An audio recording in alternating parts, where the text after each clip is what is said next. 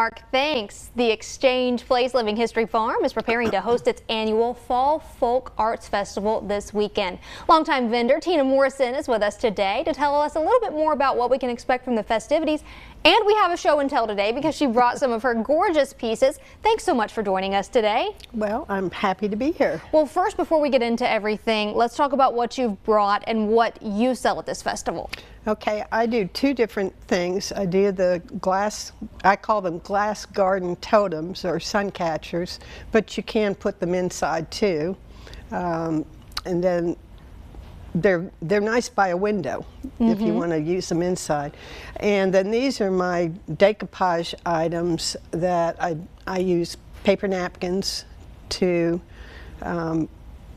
match and mix and match, because I have like 3 or 4 different napkins here. This is a jewelry box that has drawers and all sorts of space.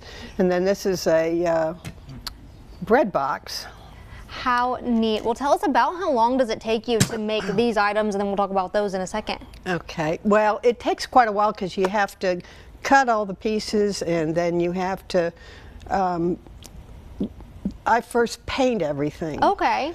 And then I use a glue mixture, and then I use, excuse me, I use polyurethane on top of it.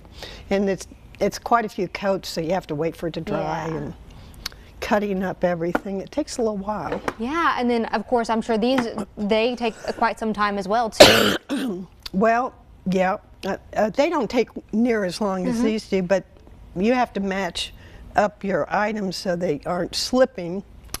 I need to take a glass of water. No, you're fine, you're fine.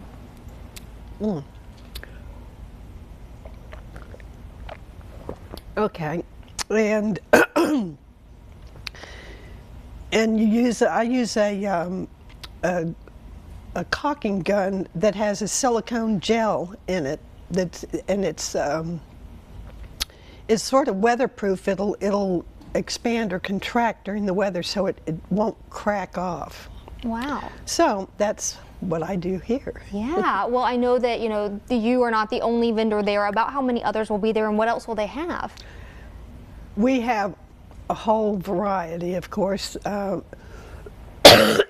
so sorry about my cough. Oh no, you're fine. Listen, we all get it. Yeah. We have our heritage artist this year is going to be Sally Swore, who makes dried apple dolls. Oh, and neat. she's been doing that for 30 years.